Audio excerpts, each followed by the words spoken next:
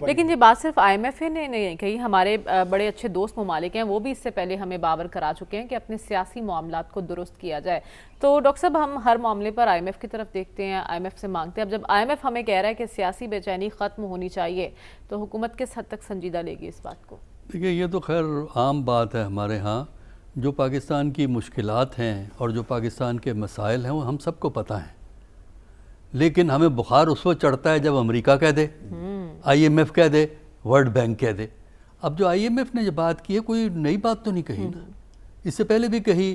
اچھا اور ہم سب کو پتہ ہے اس بات کا، لیکن ہمارے سیاستدانوں کو پہلے بخار تھا ریونج کا.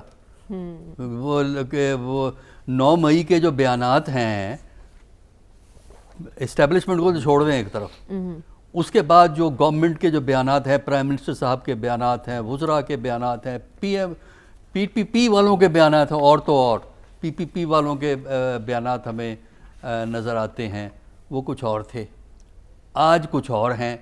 اب ہمیں نہیں پتا کہ یہ اس پہ کتنی دیر تک ٹھہریں گے اس کے اوپر. اور دوسرے یہ کہ بیان کافی نہیں ہوتے، صرف بیان سے دنیا نہیں بدلا کرتے. بیان دینا تو بہت آسان ہے، ماحول دیکھا آئی ایم ایف کہہ رہا ہے، وہ انکل سیم کہہ رہا ہے، وہاں سے واشنگٹن سے آ گیا ہے میسج، آپ وہی دہرانا شروع کر دیں کیونکہ وہ بھی خوش ہو جائیں گے، یہاں بھی رو پڑ جائے گا آپ کا کہ آپ کی بات جو ہے وہ تو امریکہ سے بھی کہی جا رہی ہے. بات یہ ہے کہ عملی طور پہ کچھ کرنے کو تیار ہیں.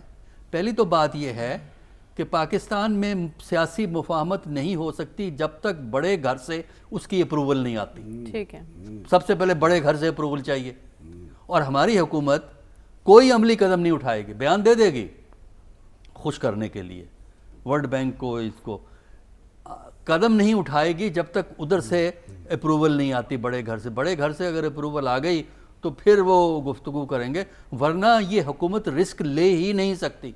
اس گورنمنٹ کی پوزیشن یہ ہے کہ ایسا رسک نہیں لے سکتی کہ وہ ناراض کرے بڑے گھر والوں کو. اچھا، تو اس لیے یہ ہمیں نہیں پتا کیا ہوگا. لیکن وہ علیحدہ بات ہے کہ دنیا کے اندر اگر دنیا کا تجربہ دیکھا جائے تو جب تک سیاسی مفاہمت ہو نہ ہو، اور اگر سیاسی میدان میں تلخی ہو، سیاسی میدان میں سیاسی جنگیں چل رہی ہوں، تو اقتصادیات میں کوئی ترقی نہیں ہوتی.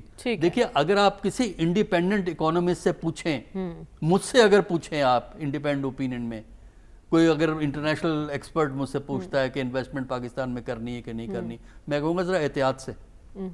وہاں حالات یہ ہیں. خزانہ صاحب جو باتیں کر رہے ہیں، کون وزیر خزانہ صاحب کہہ رہے ہیں کہ انویسٹمنٹ بھی آ رہی ہے، مہنگائی بھی کم ہو رہی ہے. ہاں وہ ابھی وہ جو ہے نا انویسٹمنٹ آ رہی ہے وہ سمندروں میں گھوم رہی ہے.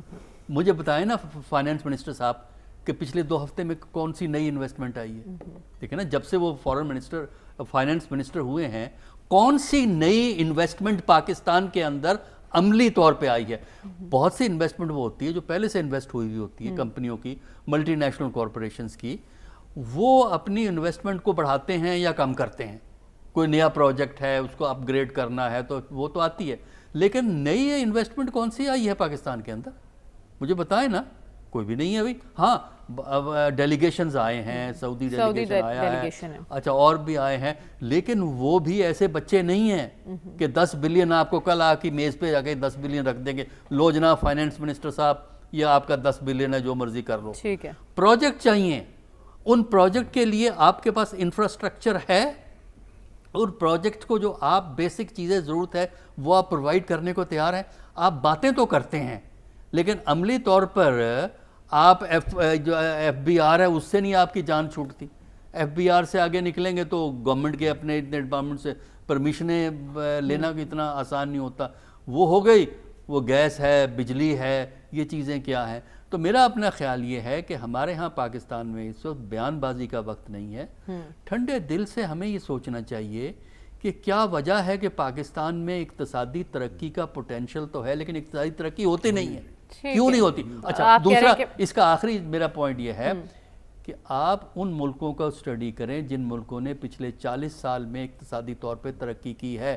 وہ دیکھیں کہ انہوں نے کیا فیصلے کیے ہیں، کیا اقدامات کیے ہیں، کیا ان کے حکومت کے لوگوں کے اور ان کے مخالفین کے رویے کیا ہیں. ٹھیک ہے، آپ کہہ رہے صرف بیانات دینے کی ضرورت نہیں ہے، عملی طور پر اقدامات کرنے کی ضرورت ہے، اور معاشی استحکام تبھی آئے گا جب ہمارے سیاسی صورتحال بہتر ہوگی. رسول بخش رئی صاحب، IMF کی جس رپورٹ کا میں نے ذکر کیا ہے، اس رپورٹ کو کیا سمجھا جائے؟ تجویز سمجھا جائے یا پھر پریشر کے طور پر لیا جائے؟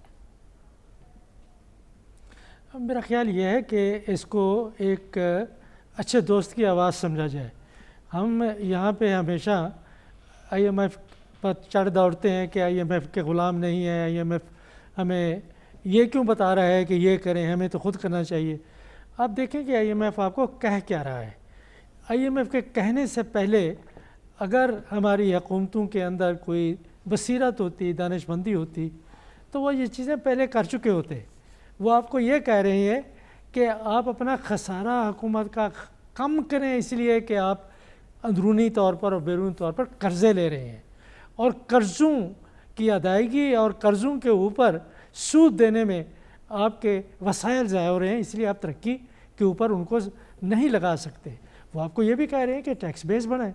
ٹیکس بیس آپ کے ابھی تک 9% ہے، جو ہمارے جیسے ملک ہیں ان کی 18% ہے، مغرب کے ملکوں کی 35 سے لے کے 55% ہے.